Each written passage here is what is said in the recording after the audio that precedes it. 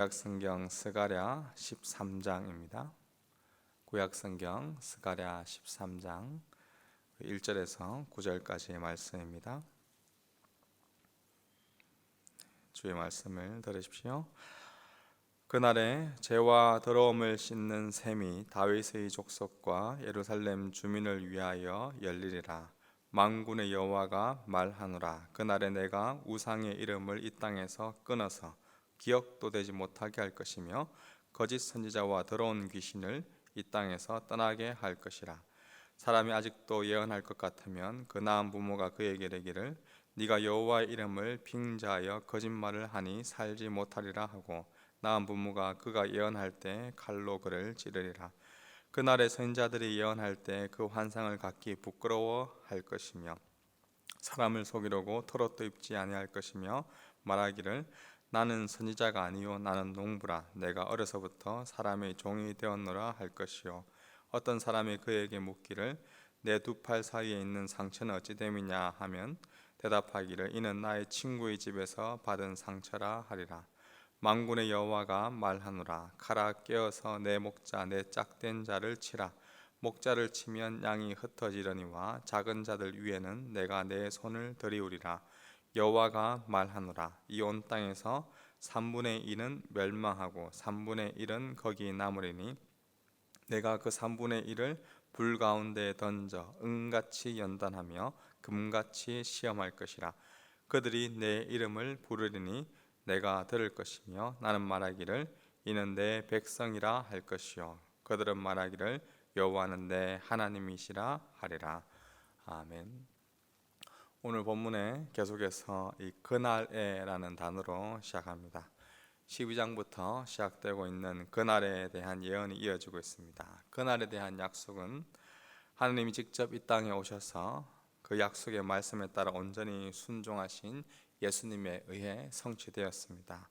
어제 본문 12장 10절에 그들이 그 찌른 바 그를 바라보고 라는 그 말씀은 바로 십자가에서 죽임당하신 예수님이 로마 군인의 옆구리를 찔리실 것을 확실히 보여주는 말씀입니다.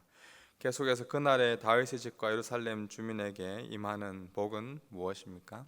오늘 본문 1절에 그날에 죄와 더러움을 씻는 셈이 다윗의 족속과 예루살렘 주민을 위하여 열리리라 라고 말씀합니다. 죄와 더러움을 씻는 셈이 그들을 완전하게 정결하게 합니다. 히브리서 10장은 구약의 제사 제도가 앞으로 올 좋은 일의 그림자라고 설명하면서 해마다 그들이 드렸던 제사로는 언제나 온전하게 할 수 없는 그러한 제사를 드렸기에 죄와 더러움을 온전히 씻지 못하였습니다.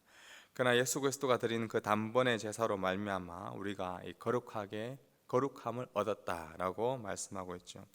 히브리서 10장 10절에 나오는 그 거룩함은 바로 오늘 본문 1절에 나오는 것처럼 그날에 이 죄와 더러움을 씻는 셈을 통하여서 열리게 된 것입니다.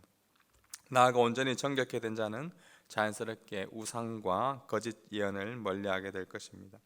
2절부터 6절까지는 죄와 더러움을 씻는 이 셈으로 인하여서 우상과 거짓 선지자와 더러운 귀신으로 더럽혀진 것들이 온전히 깨끗하게 정화될 것을 말씀해 주고 있습니다.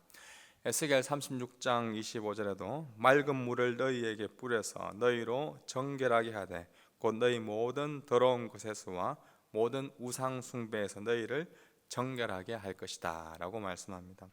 죄와 더러움을 씻는 셈을 통해 나오게 되는 자연스러운 모습은 우상 숭배와 거짓 예언들을 멀리하는 것입니다. 죄와 더러움이 가득할 때 언제나 채울 수 없는 공허함을 우상의 것들로 우상으로 채웠습니다. 신상을 만들고 신상이 눈앞에 보여야만 안심을 했었습니다. 계속해서 필요가 생길 때마다 필요에 맞는 우상을 만들고 구하며 살아왔던 허기진 인생이었습니다. 성공이라는 우상을 눈앞에 얻기 위해 얼마나 열심히 앞만 달려왔는지 모릅니다. 막상 남들이 부러울 만한 성공을 하고 나니 또다시 차지해야만 하는 우상이 눈앞에 아른거립니다.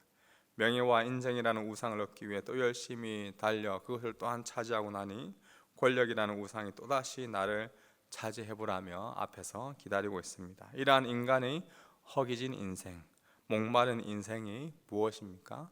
무엇 때문에 그렇습니까? 바로 이 죄와 더러움 때문입니다. 그런데 이 죄와 더러움의 문제가 해결되지 않았기에 계속해서 우상을 쫓아왔던 삶이었던 것입니다. 그런데 이제 예수님을 만나 죄와 더러움으로부터 자유하게 되니 우상의 이름을 제거하는 그러한 은혜가 있습니다.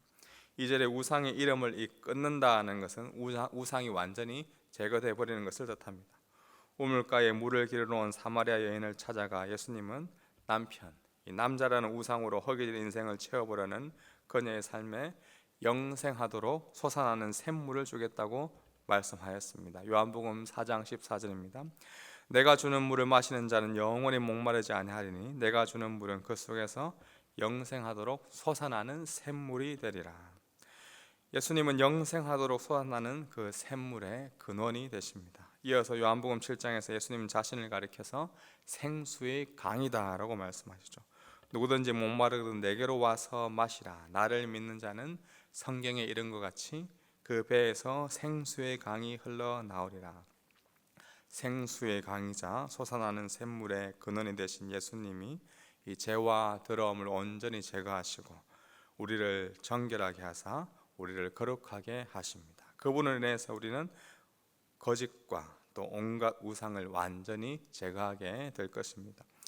이어지는 7절 말씀은 또다시 그날에 대한 예언으로 이어지고 있습니다. 7절에 보시면 만군의 여호와가 말하노라. 칼아 깨어서 내 목자 내 짝된 자를 치라. 목자를 치면 양이 흩어지려니와 작은 자들 위에 내가 내 손을 들이우리라. 여호와 하나님은 이 칼에게 내 목자 내 짝된 자를 치라라고 명하십니다.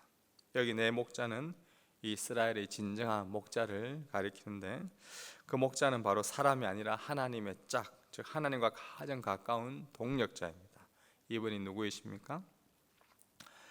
예수님은 오늘 본문 스가랴 이 13장 7절 말씀을 인용하시면서 베드로에게 이렇게 말씀하시죠. 마태복음 26장 31절에 그때 예수께서 제 아들에게 이르시되 오늘 밤에 너희가 다 나를 버리리라. 기록된 바 내가 목자를 치리니 양의 떼가 흩어지리라 하셨느니라.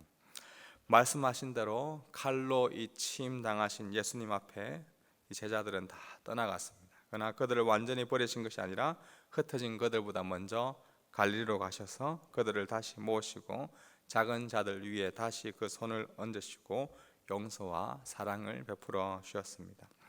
이어지는 8절에 보니 3분의 2는 멸망하고 또한 3분의 1은 남는다라고 이야기하고 있습니다. 정확히 3분의 1이라는 숫자를 나타내기보다 그만큼 멸망하는 숫자가 훨씬 더 많고 남는 자가 적은 것을 나타내고 있습니다. 이 3분의 1 가운데 어떤 이들이 9절에 보니까 내가 그 3분의 1을 불 가운데 던져 은같이 연단하며 금같이 시험할 것이다 라고 말씀합니다. 하나님은 남은 자 3분의 1을 불 가운데 던지는 이 고난의 시험을 또한 우리에게 주실 것입니다. 오늘 우리에게 주어진 삶의 터전이 불 가운데 던져진 시험의 현장들일 수 있습니다. 그러나 하나님께서는 은과 금같이 우리를 연단하는 시간으로서 그 시험들을 우리 삶 가운데 주실 것입니다. 이 9절에 그들이 내 이름을 부른다는 말은 구약 성경에서 관용구로 대부분 하나님께 이 기도하는 것을 표현할 때 쓰는 말입니다. 불 가운데 던져질 때마다 기도의 자리로 나와 이 주의 이름을 부를 때 여호와 하나님은 그의 기도를 들어주십니다. 그리고 내 백성이라 하시고 또한 연단받은 그들 또한 하나님은 내 하나님이다 라고 말할 것입니다. 이 내 백성 내 하나님 바로 언약 관계의 회복을 뜻할 때 사용하는 말이죠.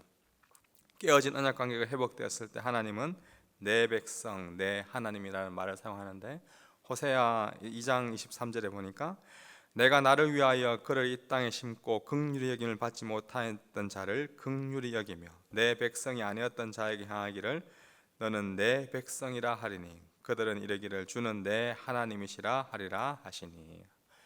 언약의 관계가 회복되었을 때 내 백성 내 하나님을 표현하게 됩니다. 우리가 이 새벽에 여호와의 이름을 부르는 기도를 하며 주님 앞에 나아갈 때 은혜의 보좌로 나아갈 때 다시금 내 백성 내 하나님으로 언약의 관계가 회복되고 또한 우리를 회복시킨 그 하나님께 감사하는 이 새벽이 되기를 소망합니다. 비록 불 가운데 던져진 인생이라 할지라도 우리를 연단하시고 재련하시는 그 하나님의 손길로 인하여 더 하나님을 닮아가는 인생으로 우리를 빚어가고 있는 복된 인생임을 기억하십시오. 죄와 더러움을 온전히 제거하는 솟아나는 샘물 되신 예수님이 생수의 강이 흘러넘치는 그 복을 우리에게 주실 때 우리는 또한 정결케 되고 주님을 좀 더 닮아가게 될 것입니다. 내가 주는 물을 마시는 자는 영원히 목마르지 아니하리니 내가 주는 물은 그 속에서 영생하도록 솟아나는 샘물이 되리라. 그 예수 그리스도의 은혜가 오늘도 솟아나는 샘물이 여러분들 삶 가운데 함께하기를 주님의 이름으로 축복합니다. 우리 아까 전에 불렀던